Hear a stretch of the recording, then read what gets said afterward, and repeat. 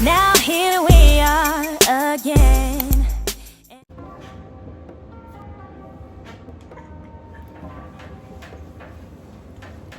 What's up, y'all? I'm back with another video. Okay, I'm usually always doing something goofy, but today I'm here to educate. Okay, today I'm here to drop some gems. I'm here to drop some knowledge. Okay, now for some of you this may be common knowledge. That's cool, but for a lot of people I have found they do not know this. So again, I'm here to educate. My ring light ain't on. Look at her. Look at her. So, I'm here to talk about something that I discovered about a year ago. And that has literally like blew my mind. It's changing my life right now. Like literally right now. Some of you have goals of becoming a professor. Some of you just have goals of becoming a doctor, so obtaining your doctorate, your PhD, maybe even an ED, which that's a different process. But some of us have those dreams, right? Especially, you know, my black folk. That's what I'm talking to right now, because there is a heavy desire, or I should say heavy lack of our people that are in these fields, right?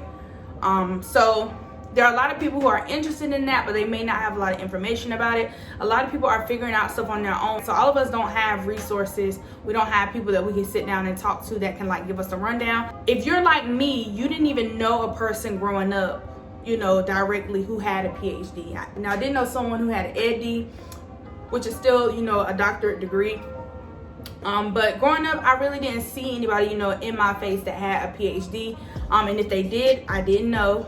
And also, again, I was not close enough to them to really have a conversation with them. Now, I will say, thankfully, I'm not a first generation college student. So my mom does have a bachelor. Am I bachelor's? Did I say bachelorette? I don't know, y'all. I be talking fast sometimes. But my mom does have her bachelor's in, I think, communications. Because she has had the college experience, she was able to help me with a lot of things like financial aid. I just know that if it had not been for her, I don't know how I would have got through the process just of simply applying to schools and getting through like the financial aid part and finding, you know, resources like money and scholarships and whatnot. Because I'll be honest, you know, I did have a strong desire to go to school. I knew I wanted to work in education, so I knew it was necessary for me to go to school. But I didn't take it serious. I mean, when you're 17, 18 years old, very few of us take it serious. I mean, we know we're planning on going and like we, you know, do what we need to do. But like if it weren't for those people who are, you know, around us, like telling us what to do and what we need to do and keeping us in check with deadlines, a lot of it probably wouldn't happen. So for my people who are first generation college students, I commend you. Seriously, I mean, pat yourself on the back, y'all, because it can be tough, like figuring it out on your own like that. I just can't imagine. So shout out to you. And for anybody who has not been to school but you have a desire, you could definitely reach out to me. You can leave a comment, add me on Instagram, send me a DM. I can definitely help you find resources. I can help point you in the direction depending on what you're interested in, you know, so on and so forth. We are definitely living in a time where, you know, college is not, you know, necessary. But depending on the field, of course it is. Like I said, I knew I wanted to go into education, so it really was like a non-negotiable for me. And plus, I just wanted the college experience. So there is a way to get the college experience without leaving broke, right? I can't relate, unfortunately, because I'm in debt or whatever, but it can be done. Again, if I would have took it a little bit more serious, I probably would have made it through. But it can be done, y'all. That's what I'm trying to say. You can reach your goals. You don't have to be broke to reach your goals, right? It's a way to, it's so much money out here. But to my main point, to what I pretty much created this video for, a lot of people who watch my videos, especially those of you who are on my Instagram, you all have a bachelor's, okay? Some of you don't, no problem. It's still good information to know. Many of my friends, you know, many of the people who watch my videos, like I said, people on my Instagram, you guys have been to a four-year college, you've been to a university, so you have a bachelor's degree in whatever field. And I am here to tell you that if you are interested in getting a PhD in the same field, let me make that clear, in the same field that you already have your bachelor's in, you do not need a master's to get your PhD. I'll say it again.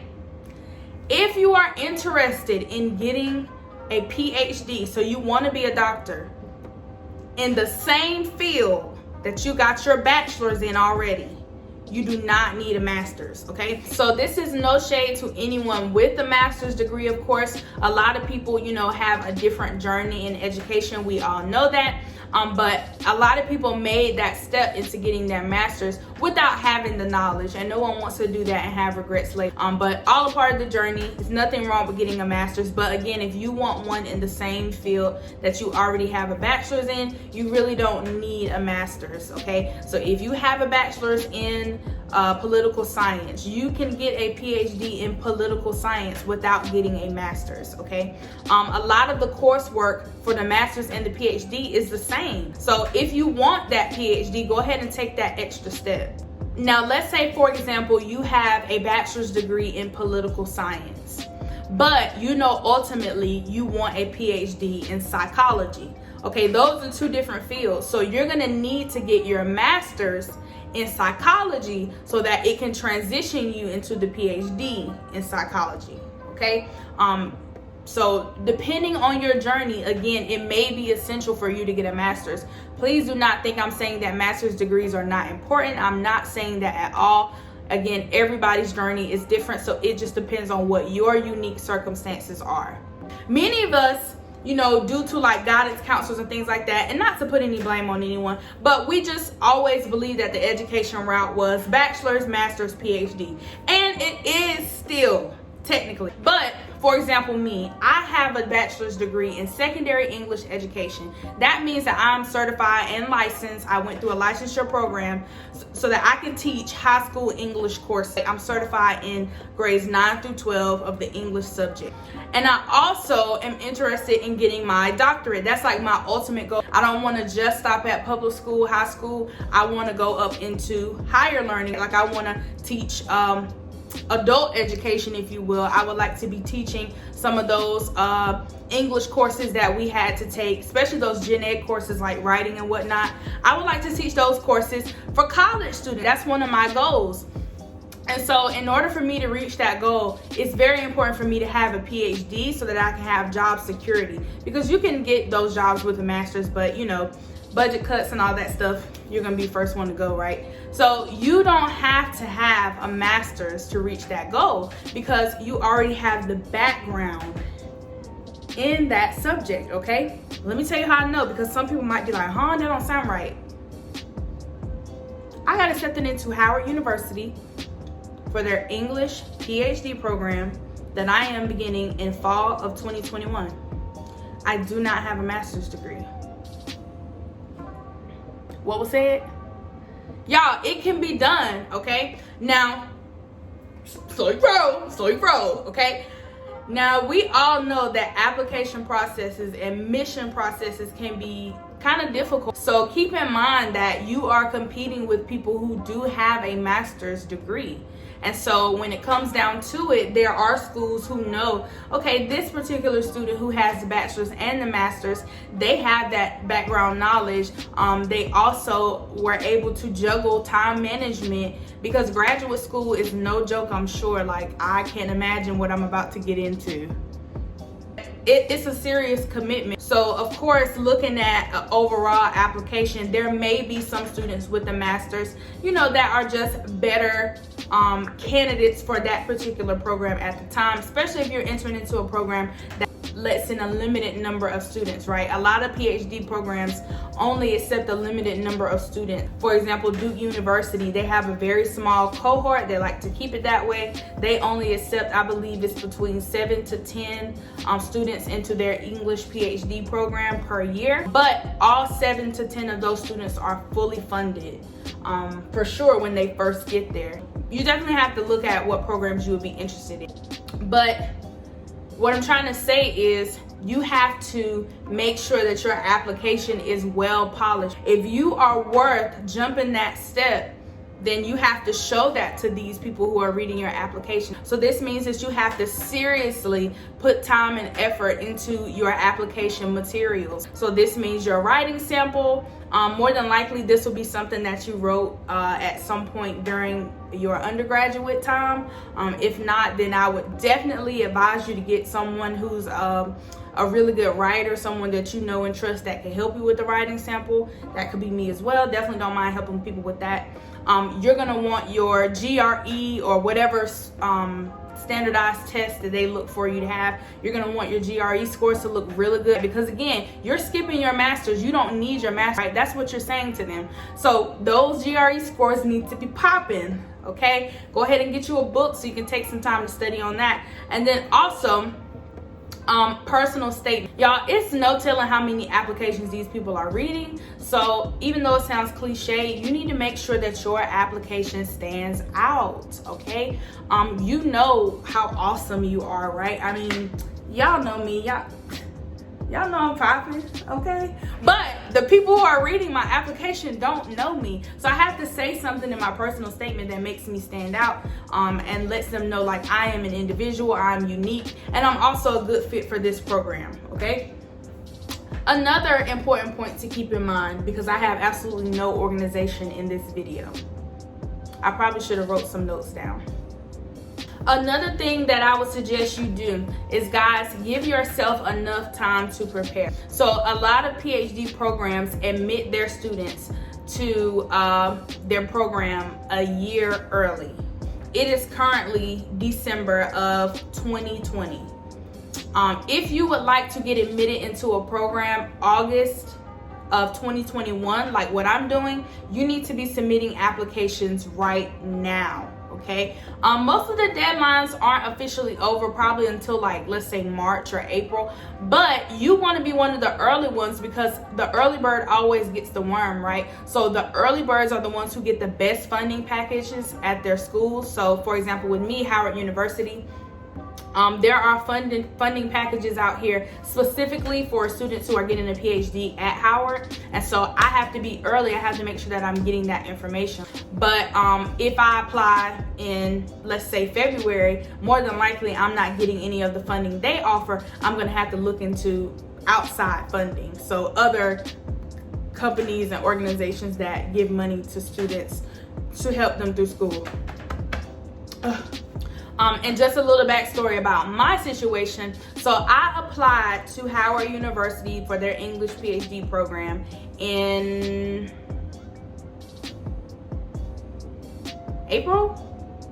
March of 2020, I think. And I got accepted in April. But of course, with everything going on with COVID, I decided to defer. So guys, this may be an option for you. I decided to defer, which means I decided to push my admission back. This lets the school know I do plan on coming, but I need, another year to prepare, okay? A lot of people do that so that they can go ahead and secure whatever they're trying to secure. This means that you will have extra time for whatever you're trying to do, guys.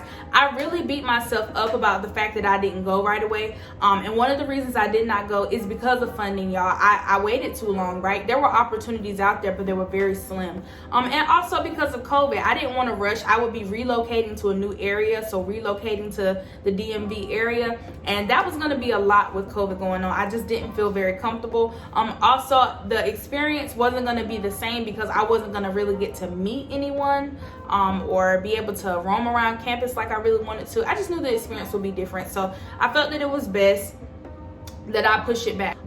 But what this has done for me, y'all, is giving me extra time to look for money, okay? There are so many scholarships out here, so many scholarships that are specifically tied into what you want to do. And notice how I'm saying scholarships and not loans, y'all. You don't want to have to pay money back, okay? You don't want to have to do that. A lot of PhD programs are free. So this means that bachelor's degrees and master degrees fund PhDs, if that makes sense. A lot of people who get accepted into PhD programs literally end up making it through their transition without having to pay anything, okay?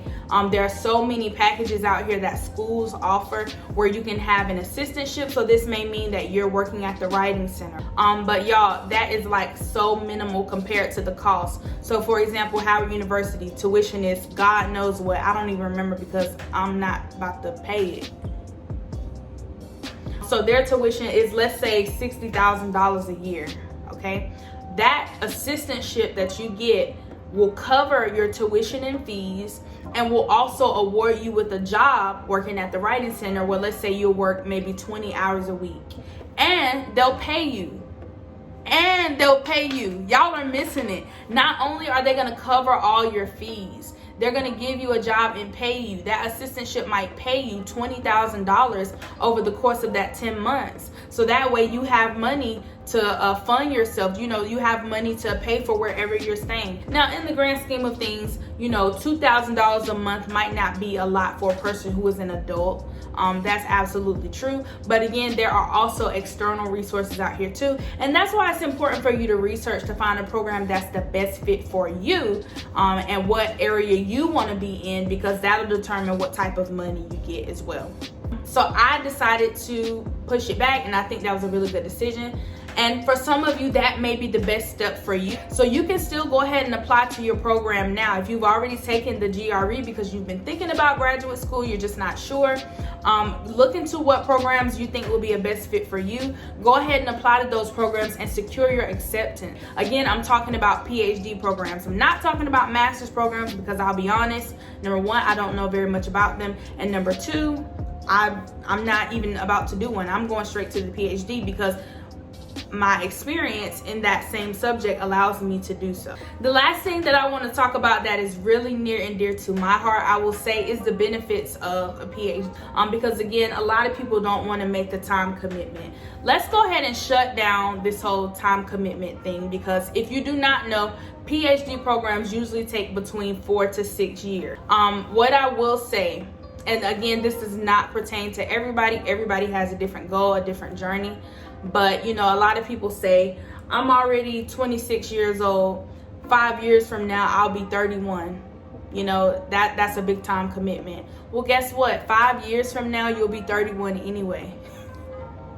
Like, what are you talking about? So if you want a PhD, it's not too late to get it. Another thing, because I know for me, I have a goal that I want to have my PhD before I turn 30. And so that's a goal that I'm working on right now. But y'all, I really want that security financially, and I also want to be happy with my job. I don't want to feel like I'm stuck in just one area. I don't want to feel like I'm stuck in public school. I want to have that freedom to move around in my career. Again, y'all, financial security. I know professors that are making like $80,000 a year. I know professors who are making like $120,000 a year. There is a lot of financial freedom in that field. And there are so many different avenues that you could take when having that PhD. Another thing that people really don't know about PhDs, and I want to make this clear too, I don't want to paint this picture that it's all sunshine and roses, because if you have a bachelor's degree, then you know it's not, right? It's definitely trying times throughout that journey, and I'm sure it's going to be the same thing with the PhD. But when you are getting a PhD, please know that you are making a commitment to becoming a researcher, okay? Yes, I want to become a professor. That is why I'm getting a PhD, but that is not the only thing that people with PhDs do, especially when you make that commitment in education and you get hired at like a university.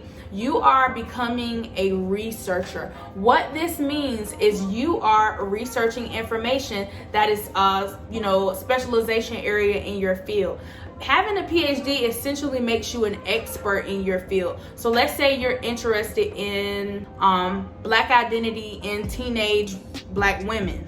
Okay, that's your specialization area. Getting a PhD in that area makes you an expert in that field. So that means that you have the ability, you have the knowledge to go out and do research in the field. When I say in the field, I mean out and about in person, and also looking at other people who have done that same research, and you're able to put out new research and new information within that same field. Y'all, that's what doctors do all the time, right? So they're constantly looking at, if using pacifiers are okay, or breast milk versus formula.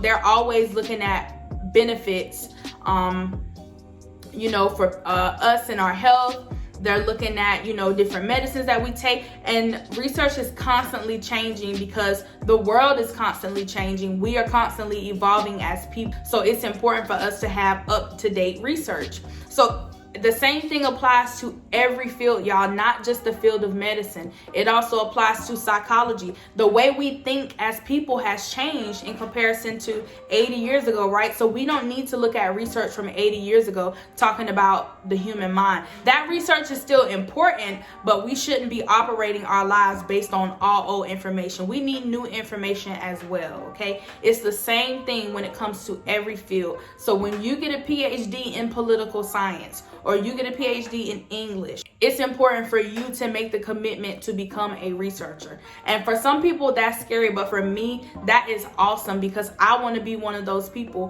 who advocates for my people. I want to be a person where you can listen to what I say and trust my word. And that's not just an ego thing. That, for me, that's representation. I think it's important that you have a Black person talking about Black people.